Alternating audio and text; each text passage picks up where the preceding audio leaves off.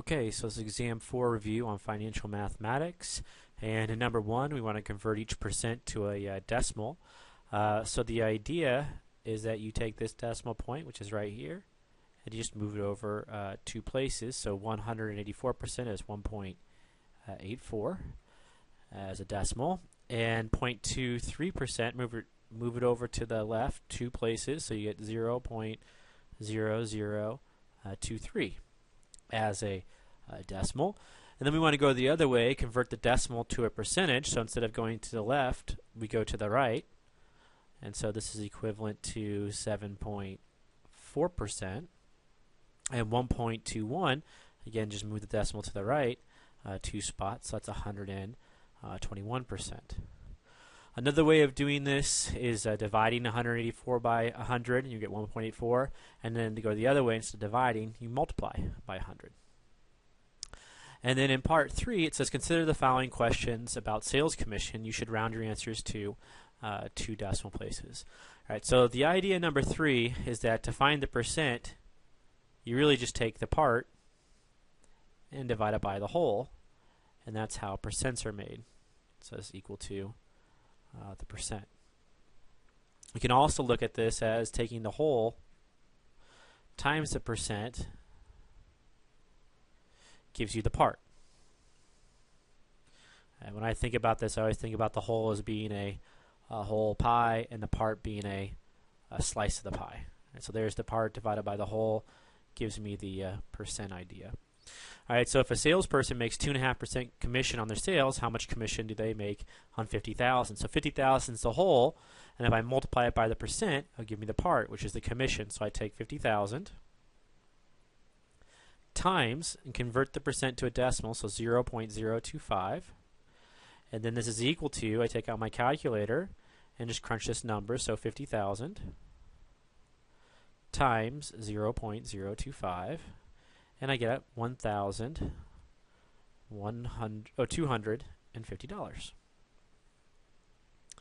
On the next part, it says that the salesperson receives $1,325 in commission when they sell $25,000 in merchandise. What is the commission rate? There are a couple ways to solve this. You can use the part divided by the whole equals the percent, or you could build off the last problem and say 50,000 times the percent, right, the commission rate, so you could put rate there if you want, is equal to 1,300, so $1,325. And so to find the percent, this is just equal to take the 50,000, take the 1,325, right, and to move over the 50,000, we're multiplying, so we just divide. So we divide by 50,000. And then we take our calculator and it'll tell us that 1,325 divided by 50,000 is actually equal to 0.265. So it's equal to 0.0265, which equals 2.65%. On the last part, part C, it says if a salesperson makes 3.3% commission and they receive $2,400 in commission, how much merchandise did they sell? Again, there's 2 ways to solve this.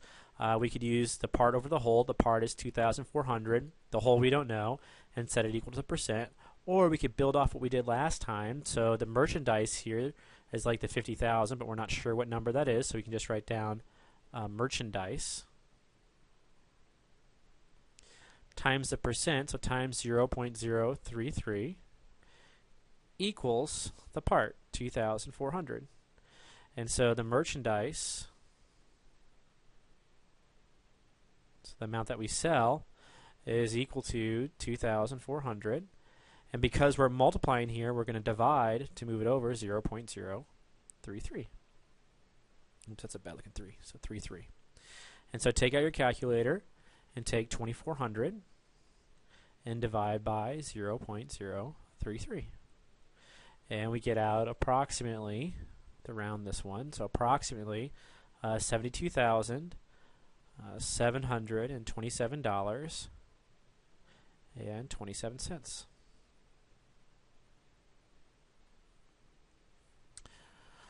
All right. And then number 4, what we have are a bunch of tables. And so we have to figure out which formula to use and then fill in the blank. So in the first one, they give us everything but the time. They say simple interest rate here. So I know the formula is going to be FV equal to PV 1 plus IT. And you can use your formula sheet to figure that out. And then for the future value, I just plug in a number, 4,470. The present value is 3,000. And then I have 1 plus, I is 0.07, and t is my unknown.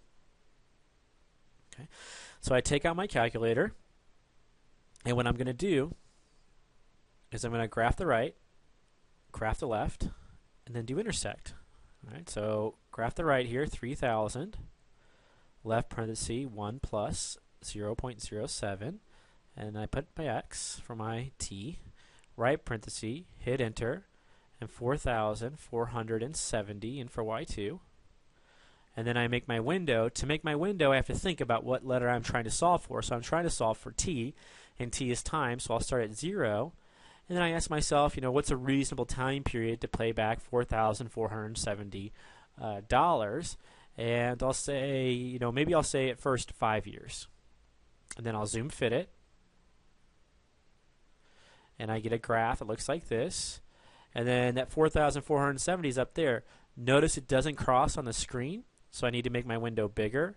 So I'm going to go back here and make this 10 years, and then do zoom fit again.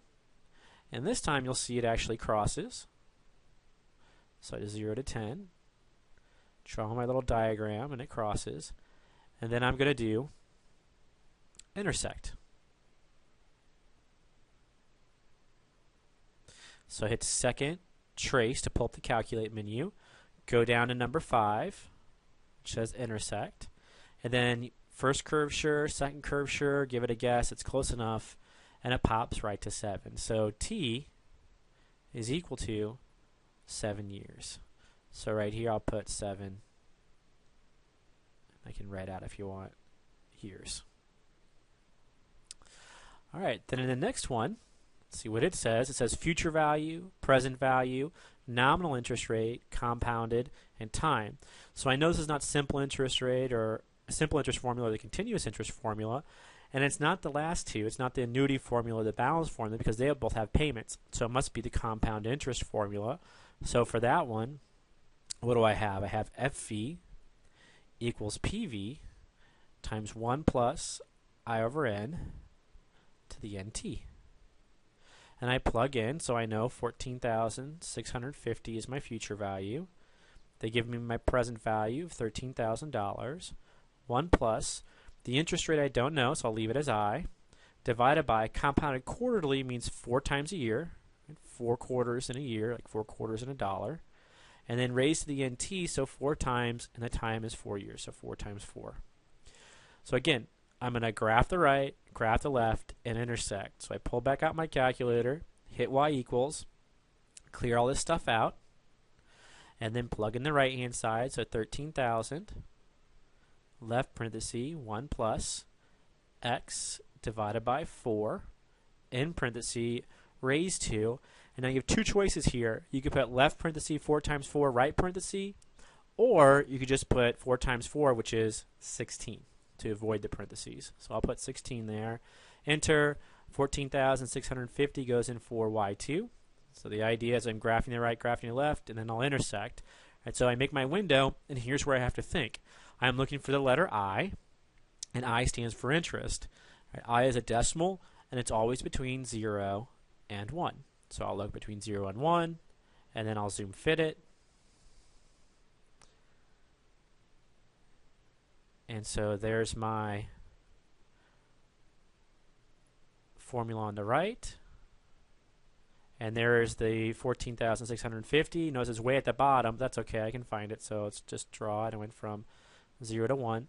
The reason the intersection occurs so near the bottom is because the decimal is probably close, to 0. It's probably 0.0, 6.07 or something like that.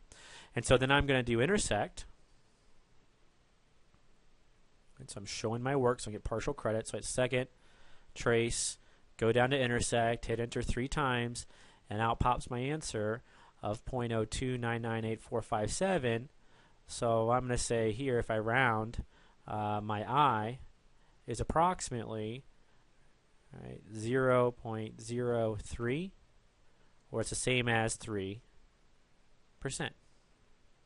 So in this little box here, I'll put 3%.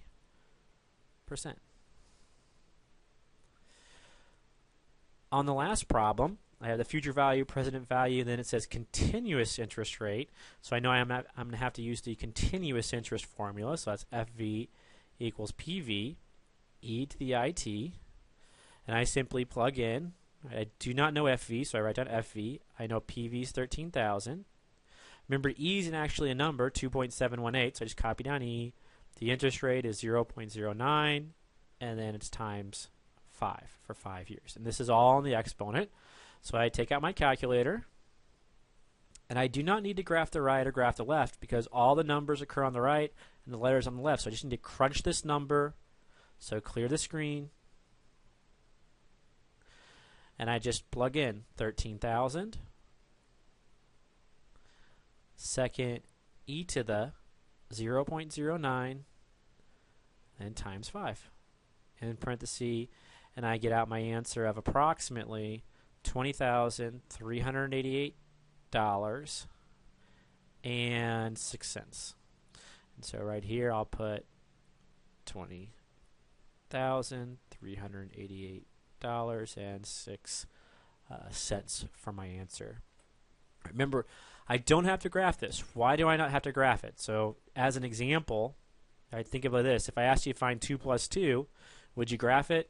Nope. We just say 2. If I said x equals 2 plus 2, you just say it's equal to 4. Basically, you're just doing 2 plus 2. Now, if I said that 3 was equal to x plus 2, then you can graph the right and graph the left and intersect, and you'll find that x obviously is equal to 1. Right, so these are really two different types of problems in a way, seen from two different points of view. One, you just plug into your calculator on the clear screen. The other, you graph the right, graph the left, and intersect. So don't get confused. Here you graph the right, graph the left, and intersect. Here you can just plug into the clear screen and get your answer. Okay, on the next page, what do we have? So on the next page, it says here's a future value, here's a payment. So now that I have a payment, I know I'm going to use one of the last two formulas, either the annuity formula or the balance formula. And this one, I actually use the annuity formula because it doesn't give me a balance. The annuity formula is FV equals payment times N divided by I times 1 plus I over N to the NT minus 1. Right, so now I just have to plug in the numbers, and so let's plug these in. So I have 14,650 equals, and P I don't know, so just copy down P, times N is the number of times I compound my loan, so that's monthly, so times 12, divided by the interest rate, which is 8%, so 0.08, then all times 1 plus 0.08, divided by 12, raised to the n times t, so n again is 12, and then t is 4 years, so times 4, and then minus on the here 1 in parentheses. So on this one, I'm going to graph the right, graph the left, and then I'm going to intersect. So I take out my calculator, I hit y equals, let's clear all this stuff out, and I just plug in the formula. So p, which is x, times 12 divided by 0.08, left parenthesis, 1 plus 0.08 divided by 12, in parenthesis, and then raised to, now it says 12 times 4, so I can either put left parenthesis, 12 times 4, right parenthesis, or I can just raise it to the 48, because 12 times 4 is 48, and then minus 1 in parenthesis, enter, and then y2 is this 14,650. I go to make my window, and here's where I have to think again. I'm looking for this payment. It's a monthly payment. It's like a car payment on $14,650, so it's definitely bigger than 0, and it's probably less than $500, I would think. So that's my first guess. So I go to Zoom Fit,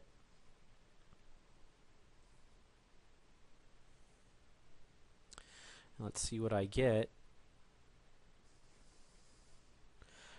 All right, so here's the formula on the right. It's actually a line, and slowly it's going up.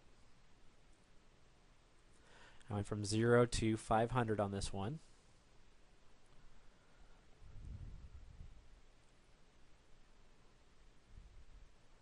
And there goes the line across it. I want to find where it intersects. So I hit second trace, go down to intersect, which is number 5, hit enter, enter, enter, and out pops my answer for the payment. P is approximately $259.98. And so I want to write that little number in the payment box. So right here I'll put $259.98. Okay, finally on number 4, we have the balanced loan formula. It says balance, so obviously you need to use a balanced loan formula. So copy it down, so P times N, all divided by I. All times 1 plus I over N to the NT minus 1 plus I over N to the K, where K is the number of payments. And then all divided by 1 plus I over N to the NT. That's a T there, not a K. Here, let's clean it up. All right. So it's to the NT. All right, now we try to plug in the numbers so I know the balance. It's $8,545. The payment, $325 times the number of payments, N. That's what I'm looking for. So I'll just write down N.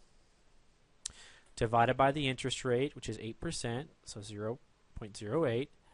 All times 1 plus 0.08 divided by N again.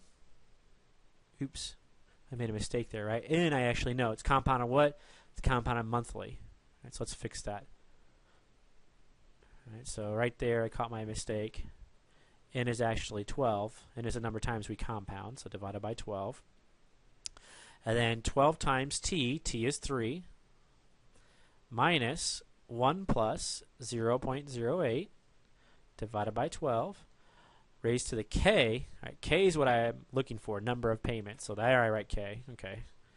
And then divided by 1 plus 0.08 divided by 12 to the NT, so 12 times 3 in parentheses. Okay, so the idea is graph the right, graph the left, and then intersect. So on here, we'll plug this in. So we have y equals, clear out everything in here, and then plug it in. So 325 times 12 divided by 0.08, so 0.08. Okay. Now we have to be a little bit careful, okay? So when we do these parentheses, the first set of parentheses we really don't need. Right? We really don't need these parentheses. They're just there to kind of set things off. But what we are going to need are parentheses here and here. And if you don't multiply 12 times 3 out first, you'll need them there and there. And so we put on here left parenthesis, 1 plus 0.08 divided by 12 in parenthesis, then raised to, now I'm just going to put 12 times 3, which is 36. That way I can avoid putting those parentheses in blue right there. And then minus left parenthesis, 1 plus a 0.08 divided by 12 in parenthesis, raised to the x, because that's my variable k, then in parenthesis, and then divided by left parenthesis 1 plus a 0.08 divided by 12 in parenthesis, all raised to, and now that's again 12 times 3, which is 36. So there's my formula, and then I put the number, hit enter, and put the number 8,545 in for Y2. Hit your window button And now you have to ask yourself, what am I looking for? Well, I'm looking for this K value, which is a number of payments. So I could have made 0 payments, and the most payments I could make. All right, I make 12 a year, and I do it for, 3 years? So 12 times 3, 36. So I'll make X max 36, hit zoom fit, and this one's going to take a while to do. So I'll move it over here, and I'll just sort of sketch the graph. So here's my graph over here. I went from 0 to 36, and I'm looking for K. So K is going to be approximately equal to, and I see it's slowly coming down, so it's going to come down like this probably. And there's a line that's going to come across here somewhere, hopefully. And we wait, and we wait. But this actually makes sense, right? This is a balance formula, so it's saying after an input is K, our variable is K. So after K payments, right, the balance continues to go down. So here's 1 payment, here's 2, then it's going down. Then real fast, there's the line. Now I can hit second trace, go to intersect, hit enter 3 times, and now pops my answer of K is about 7 payments. I had 6.9966751, that's about 7, so I'll put 7 right there. All right. And so now what we have left are the word problems. And so in the word problems, you're looking for keywords. Like in this one, numbers, maybe Bob put 3,500 to an account that compounds interest semi-annually, so twice a year, at 7%. How long will it take for Bob's money to double? Round your answer to the nearest year. All right, so this compounds interest, right, tells me it's one with the compound interest in it. So it's not the simple, it's not the continuous. And because there are no payments, it's not the annuity formula, and it's not the balance formula. So it's the only one left is the compound interest formula, which is FV equals PV times 1 plus I over N to the NT. And I just need to fill this out. So FV, my future value, we're thinking it to double, so we have $7,000. And 3,500 is my present value, so 3,500.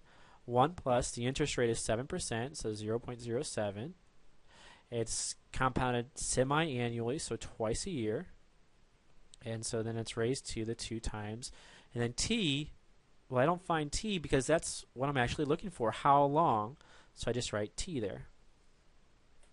And on my calculator, I'm going to graph the right and graph the left. So I hit Y equals, clear out all this stuff, and I plug in 3,500, so 3,500, left parenthesis 1 plus 0.07 divided by 2, in parenthesis, and raised to, and this is where the mistake typically occurs. Remember, my calculator needs to be told that this is all in the exponent. So what I need to put here is left parenthesis 2x, right parenthesis. Without the parentheses, my calculator does not know that this is all up in the exponent. Okay, now I make my window, and for my window, I'm looking for time, and so I'm going to say, okay, let's go from 0 to maybe takes 10 years for this thing to double. So let's see. So then I hit zoom fit, and I can draw my graph. Looks like this. And then I didn't see Y2 go across, so what happened here? Oh, I forgot to put in Y2, so hit enter, and because I didn't see that line go across, I need to put that in there, so I have 7,000. So again, I'll hit zoom fit, everything else should be fine. And so again, here's my exponential function, and there's my 7,000. Right, but notice what happens when I go to do intersect. So I hit second trace. I want to find where they intersect. Enter, enter, enter. And then it's going to say something like maybe no sign change. That's what it usually says. Okay, there's error, no sign change. Okay, and then it says quit. All right, hit the graph button again. The reason there's no sign change is because they don't cross on the screen. So I need to make my window bigger. So let's go from 0 to 15 and then do zoom fit. And so if I do 0 to 15, then they'll cross on the screen. And then I can do intersect. All right, so second, trace, intersect, 1, 2, 3. And this time, say it's saying no sign change, it'll give me an answer. So t is approximately, rounded to the nearest year, so 10 years. All right, so when it says no sign change, the idea, what's typically happening here, is that it might not cross on the screen. And so you have to make your window a little bit bigger to get it to cross. All right, number 6, it says if you start putting away $50 a month, okay, so now this is a payment we're making, into a fund that has a nominal interest rate of 8%, so nominal interest rate of 8%, compounded monthly, then how much will be in there when your child goes to college in 18 years? All right, so on this one, I know it's one of the payment formulas, and it doesn't really have anything about a balance, and so my guess probably would be it's going to be this annuity formula. So FV equals PN divided by I, all times 1 plus I over N to the NT minus 1. And the future value, that's what I'm actually looking for, how much. Right? So I'll just copy down FV. The payment's $50. N is the number of times we compound interest, and that's monthly, so times 12. The interest rate is 0.08, 8%, and times 1 plus 0.08 divided by 12, raised to the 12 times 18 for 18 years, and minus 1. Now notice on this one, we do not need to graph the right and graph the left and intersect because we know all the numbers on the right, so all we need to do is take out our calculator. We can clear the screen, hit second mode to quit, and we'll clear the screen and we'll just plug in all the numbers on the right. So 50 times 12 divided by 0.08, left parenthesis, 1 plus 0.08 divided by 12, in parenthesis, and then raised to. Now here, 12 times 18, I don't know the top of that off the top of my head, so I hit left parenthesis, 12 times 18, right parenthesis, then minus 1, in parenthesis, enter, and I get out approximately $24,004.31 for my answer. Okay, almost done. We have 7, 8, 9. So on 7, it says to purchase a new lawnmower, Jess borrowed money from his mother at a simple interest rate of 9%. He paid her back $3,175. 3 years later, how much was the mower? Right, because it says simple interest rate, I know I use a simple interest formula. So FV equals PV times 1 plus IT. Right. He paid her back $3,175, so that's how much the future value is. PV, I don't know. That's what I'm actually looking for. How much was the mower? So how much did he borrow? So PV, I don't know. 1 plus 0.09. And of course, T took 3 years, so times 3. On this one, I'm going to simply graph the right, graph the left, intersect. So I take out my calculator, hit Y equals. Let's clear out all the stuff in here. And then I say PV is X, left parenthesis, 1 plus 0.09 times 3, in parenthesis.